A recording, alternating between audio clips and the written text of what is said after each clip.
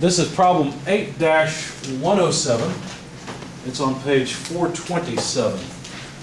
Now when I show you this, you might laugh a little bit, but after the example problem, I'll show you the converting industry, which is something that I became aware of, and why this problem is still relevant. The drive pulley B in a videotape recorder, I know, old, it's okay, it's still relevant, is on the verge of slipping when it is subjected to a torque of, well, it's very small, it's 0.005 Newton meters. So that's 5 millinewton meters of torque. If the coefficient of static friction between the tape and the drive wheel and between the tape and the fixed shafts A and C is 10%, determine the tensions T1 and T2 developed in the tape for equilibrium. So this is not a tape that is moving along. I'm curious, how many people still have VCRs? Anybody? Okay, so how about a tape player? Anybody have a tape player? Cassette tape? I think so. 8-track? Anyone? I don't have an 8-track either. Anyway, this is a problem that was pretty common back at that time because the tape had to be tensioned properly in order to read the information off of it in a consistent way. And the way this problem's set up is a little bit confusing. I prefer to add some crosshatch to C because this is just a mandrel that sits there and does not turn. Same thing at A. It almost looks like A, B, and C are all pulleys, but they are not. Only B turns, okay? So the tape is just about to slip around A and C. And at this moment, of course, there's no motion, it's all in equilibrium, but there is a moment applied equal to 5 millinewton meters here. And then there's tension over here, they labeled it T1, and tension over here, T2, okay? The radius of all of these is 10 millimeters. I prefer to write that in, well, I guess I'll leave it in millimeters. I think that'll work. I have an idea for how I can, in fact, I think that's what I did when I saw this. So the question is, what is the tension T1 and T2? And when you first look at this, probably what you'll think is, well, wait a second. The moment simply causes a difference in torque, doesn't it?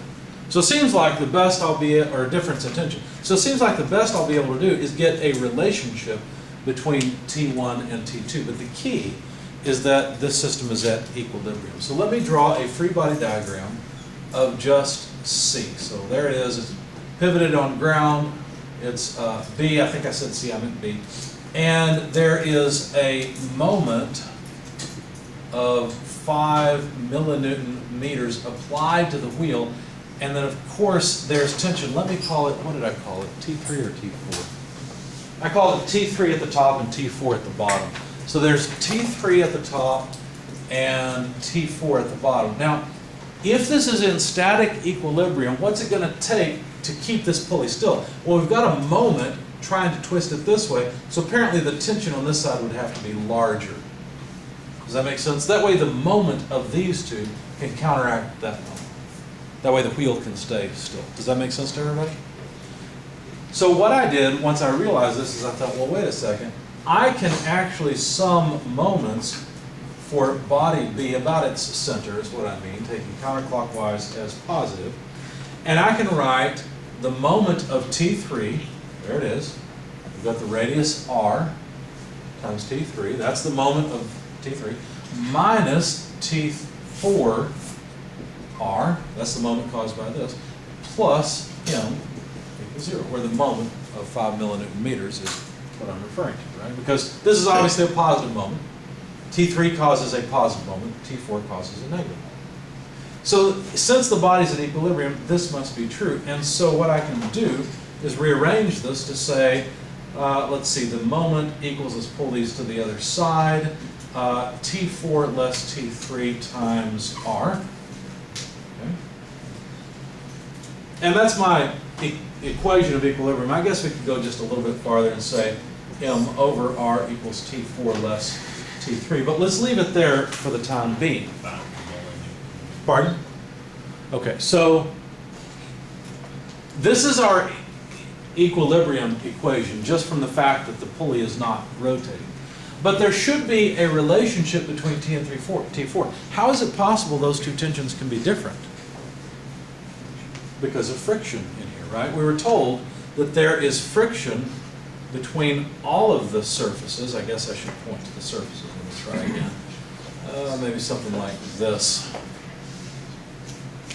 There's a friction coefficient of 10%. And that friction is what allows T4 to be larger than T3. If there was oil on here and it was just slipping, then the tension on either side of this pulley would have to be the same. All right, and this could not drive the tape in any way, shape, or form because you couldn't grip the tape. So which way is friction acting then? Friction's acting like that, isn't it? Let me see, let me think for a second, make sure I'm right. No, it'd be the other way. Oh, we've got to be careful. We're talking about friction on the wheel or on the tape. If I want to think about friction on the tape, then it would be that way, but friction on the wheel would be the other way. It doesn't really matter at this time, because we can write down our equation that relates these two together. Remember, we had an equation in the book that said something like this: T2 equals T1, e to the mu beta. Remember that? Of course, we can't use T1 and T2. They're already accounted for here, right? They're already claimed. We need to somehow relate T3 and T4. So which one's T3 and which one's T4? Well, you can tell T4 better be bigger, so does it belong on the right or the left? Left. The left. There we go. So this equation, we don't really have to worry about the direction of the friction, whether it's on the wheel or if it's on the tape or whatever. That doesn't really matter. This equation just relates those two tensions together because we know we have friction between the tape and the wheel. So this is an expression that will allow me to solve my equation. Because notice I've got two unknowns, T3 and T4, in the two equations, and I'll be able to solve them together. So the way I chose to do that was to say, well, why don't we just take this whole thing and plug it in for T4. Okay?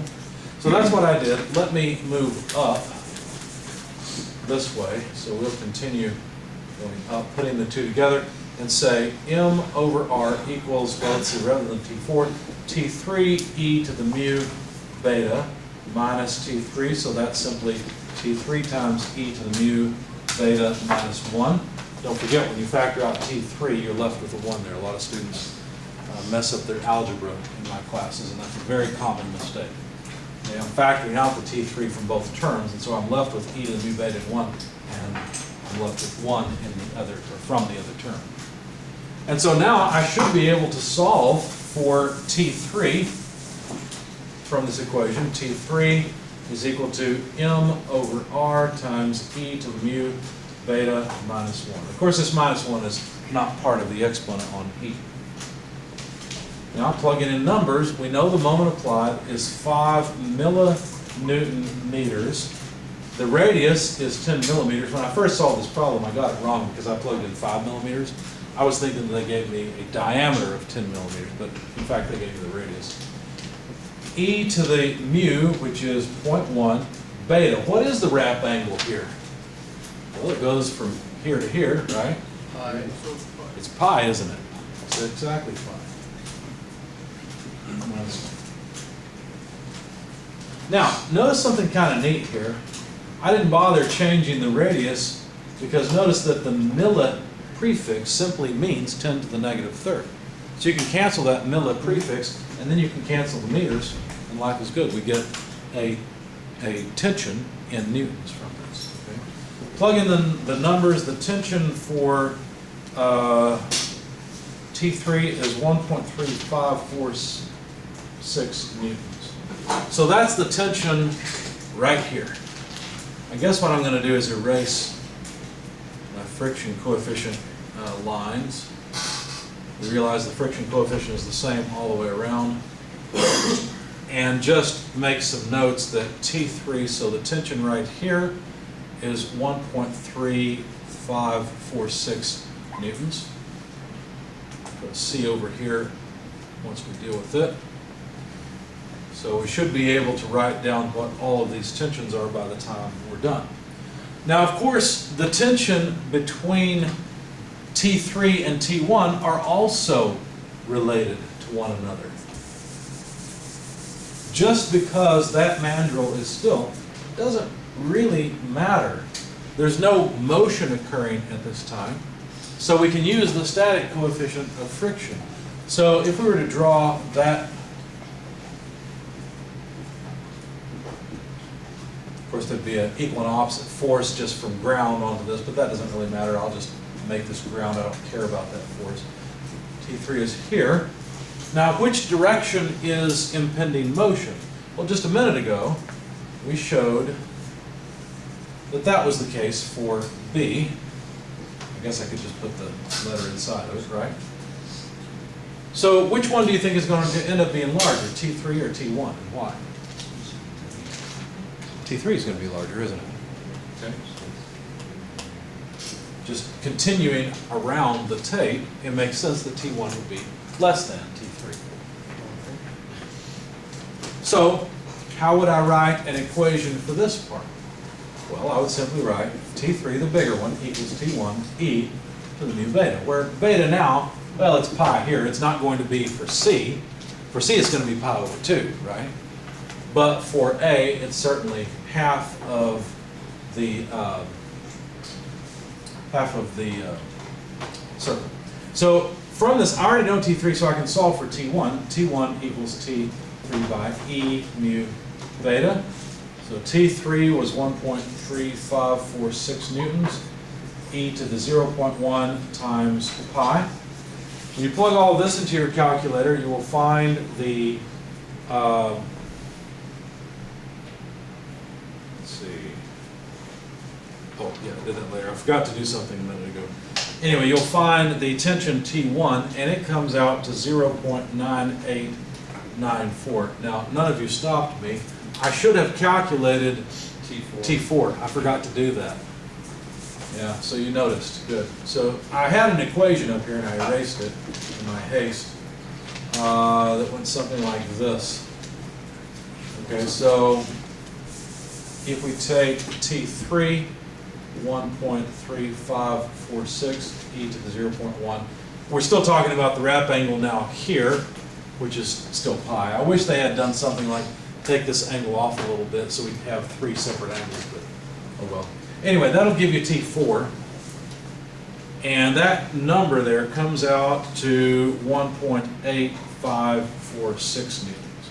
We don't need the radius anymore. Now what about T2? Is it going to be more than or less than?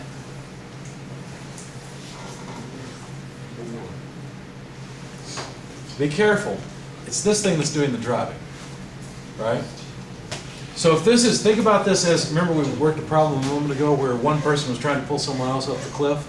If this is the person that's doing the pulling to move up, this is going to it'll have to be greater than this, right? In the problem we worked, we let off the tension, and so there was, what, a 100-pound void down here or something? And so 57 pounds had to be applied to let them move down. But if we're trying to make it move up, which is the impending motion in our case, then the tension here in 4 will have to be greater than T2.